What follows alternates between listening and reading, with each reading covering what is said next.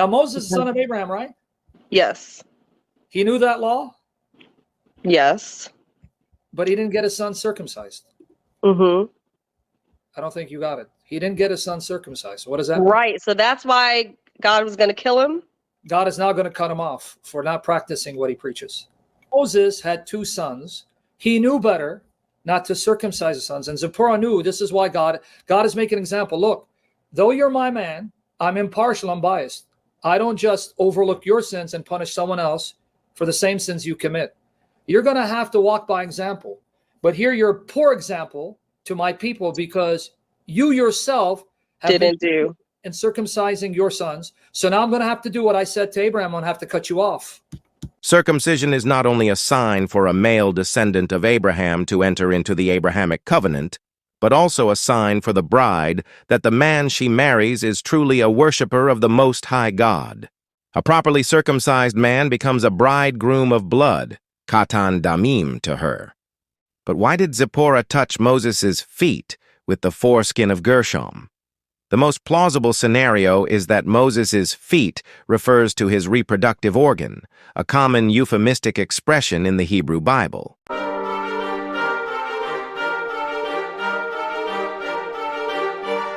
Hello, everyone. In the book of Exodus 4, there is a passage that often confuses readers, the event where God sought to kill Moses during his journey. In this video, Mr. Shamounian will delve deeper into the hidden meaning of this story and address some theological questions that frequently arise. Why did God, who had just called Moses to the grand mission of freeing Israel, seem to act contrary to his plan? What is the connection between this event and the term bridegroom of blood, a mysterious phrase used by Zipporah, Moses' wife?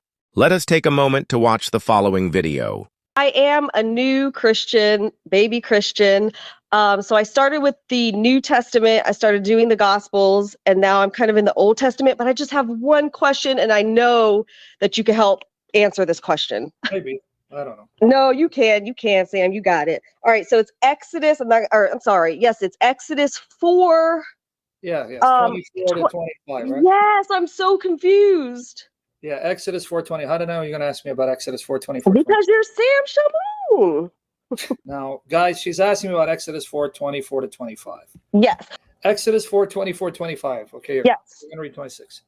Now, it happened at the lodging place on the way that Yahweh encountered him and sought to put him to death. So Yahweh encountered who?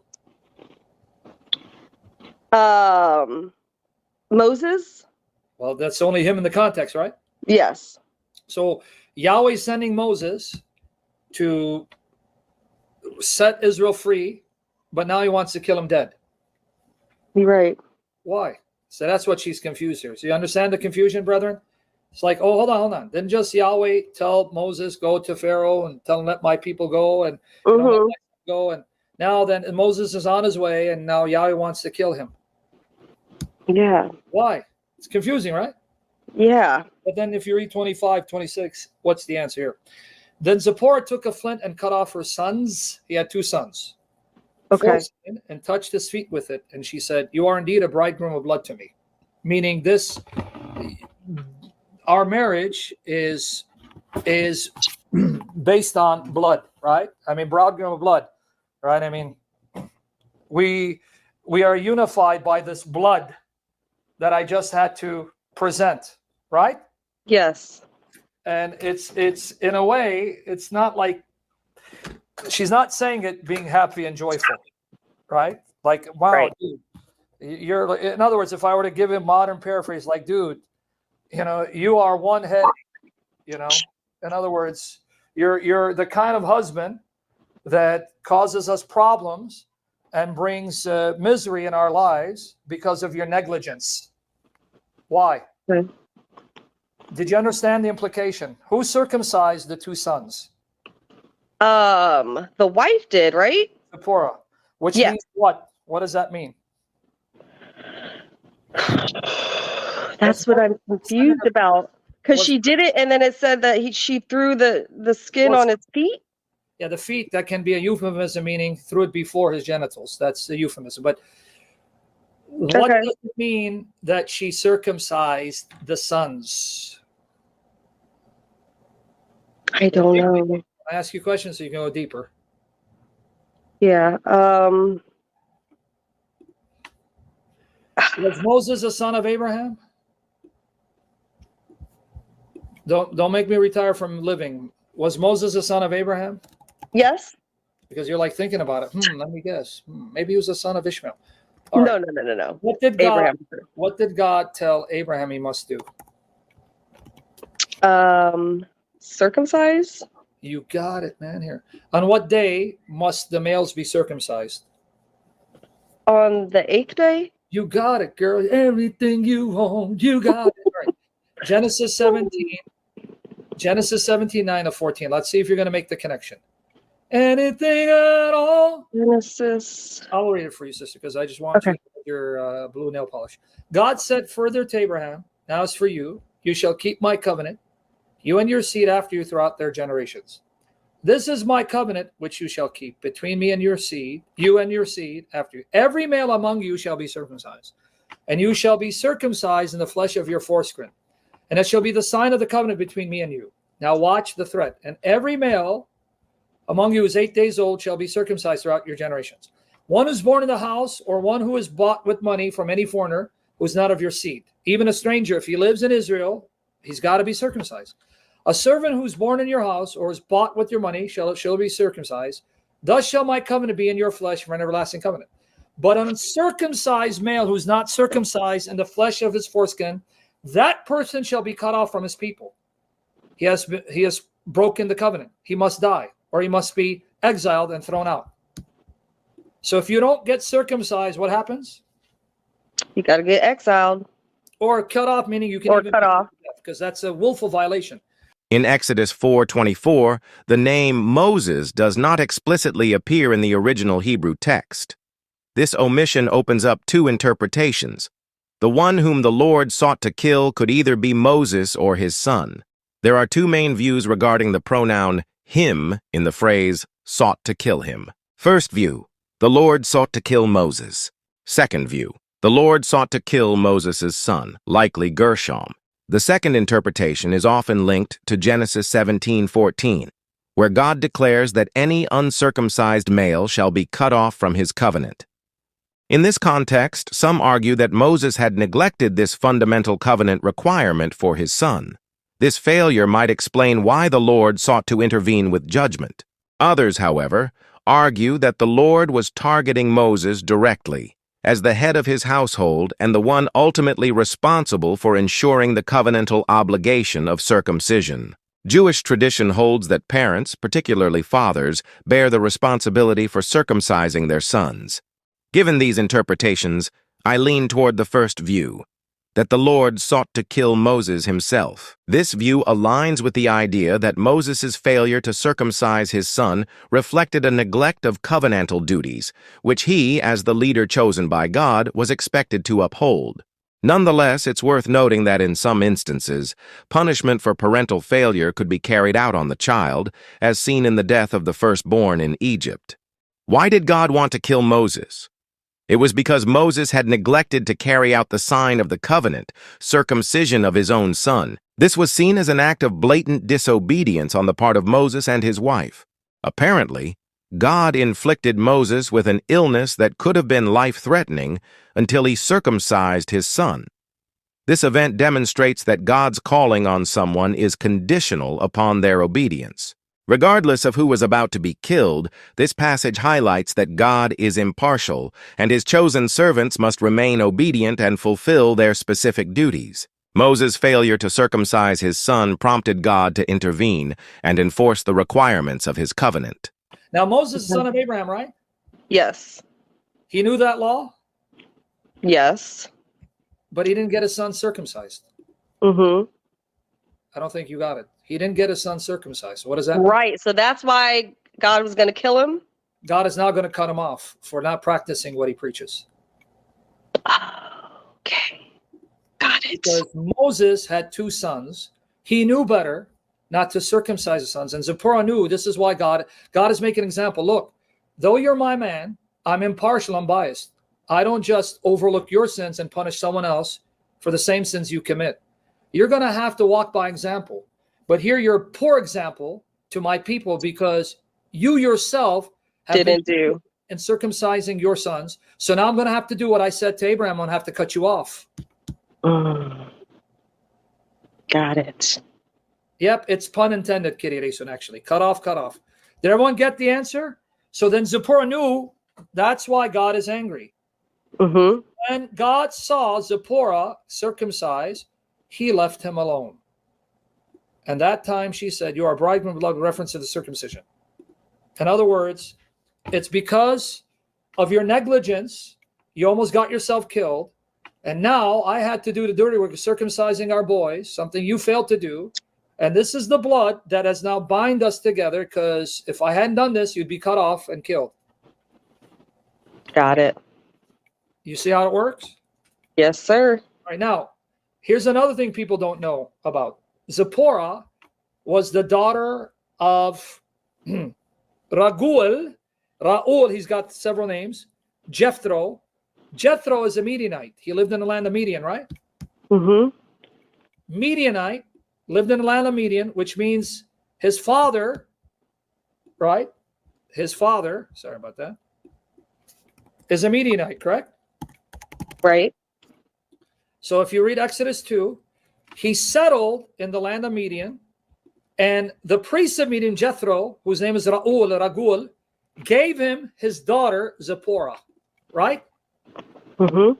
That's in Exodus 2, guys. If you read, I'm showing it to you. He had 7 daughters. Now, how did Zipporah know that Moses was in violation of the Abrahamic covenant? And therefore, that's why God wanted to strike him dead. Because she's a Midianite, right? Don't drop the ball on me, sister. Yes. She's a Midianite, right? Yes. Her father's the priest of Midian, right? Yes. Notice Exodus 2:16. He has 7 daughters, right? Yes. And so that means he's a Midianite who lives in the land of Midian, named after his father, Midian, right? Right. That's why it says here, he gave his daughter Zipporah to Moses. Do you know who Midian is? No. He's one of the sons of Abraham. Oh. Did you know that Abraham had 8 sons altogether? No. Because we're not as biblically educated as we should be, right? Right. Because Abraham had a son from Hagar. Then he had a son from Sarah. But when Sarah died, it says Abraham married a woman named Keturah. She gave birth to 6 other sons, one of whom is Midian. Genesis 25, verses 1 to 11. But we're just going to read the first 2 verses. Here you go. Okay. Abraham took another wife whose name was Keturah, and she bore to him Zimran, Jokshan, Medan, and Midian, and Ishbak, and Shua. Do you understand why that's important or no? Yes. Because Midian is the son of Abraham from Keturah. Mm-hmm. Means Zipporah is a descendant of Abraham. Meaning her father, Jethro, is a physical descendant of Abraham from Midian. And her father, Jethro, was also worshiping Yahweh in Midian, and he was a priest of Yahweh.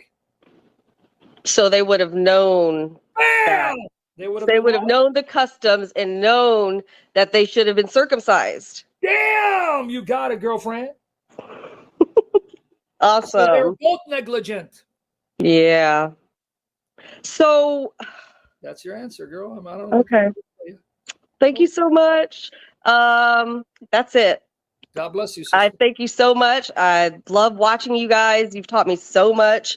And yeah, God bless you.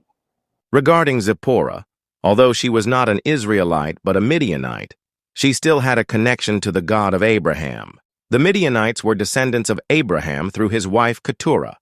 Thus, they were also Abraham's descendants and had knowledge of the covenant of circumcision, Hebrew, Brit Milah.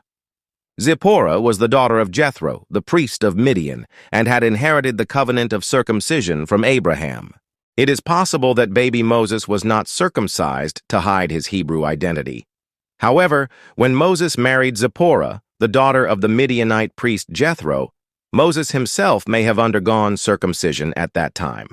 The term bridegroom of blood, katan damim in Hebrew, is an expression of Zipporah's relief and gratitude as the threat to her marriage with Moses ended with Moses' life being spared. The act of circumcision, though dramatic and urgent, affirmed the covenant and restored Moses' standing with God. Circumcision is not only a sign for a male descendant of Abraham to enter into the Abrahamic covenant, but also a sign for the bride that the man she marries is truly a worshiper of the Most High God. A properly circumcised man becomes a bridegroom of blood, katan damim, to her. But why did Zipporah touch Moses' feet with the foreskin of Gershom? The most plausible scenario is that Moses' feet refers to his reproductive organ, a common euphemistic expression in the Hebrew Bible. In this act, Moses was symbolically renewed. He once again became the bridegroom through the blood, damim, of circumcision. In other words, Moses was restored as a bridegroom through the blood of the circumcision. This event is a metaphor for God's mercy towards his sinful people, who deserved destruction but were saved and redeemed by him. God's people are depicted as his bride. The marriage mentioned in Revelation is not a physical or sexual union as understood in earthly terms. See Matthew 22:30. In Revelation 19:7, the marriage is symbolic. The Lamb refers to Christ, who bore humanity's sins and shed his blood for sinners. The bride of the Lamb refers to the church. This is a metaphor describing the love and unity between Christ and his saints. These verses should not be taken literally as if all saints become women and marry the Lamb. Interpreting it literally leads to contradictions. How could a literal lamb marry saints? Clearly, the meaning is symbolic. In the Old Testament, God refers to himself as Israel's husband. This reflects God's profound love and commitment to Israel, which is not to be understood in a literal sense. Jesus Christ himself used a parable that portrayed him as the bridegroom to illustrate his relationship with believers. And Jesus said unto them, "Can the children of the bride chamber fast while the bridegroom is with them? As long as they have the bridegroom with them, they cannot fast." Mark 2:19. The marriage supper of the Lamb in the book of Revelation is a metaphor that symbolizes a shared joy, depicted as a banquet of eating and drinking. The phrase, marriage supper of the Lamb, should be understood and explained in a spiritual sense, not in a literal or grammatical manner. This proclamation reflects Christ's love for his church, his sacrifice and redemption, and serves as a testimony to the perfect unity in the Spirit, represented by the term marriage of the Lamb, which is also described as the great supper of God. Haberet translates this as a great altar.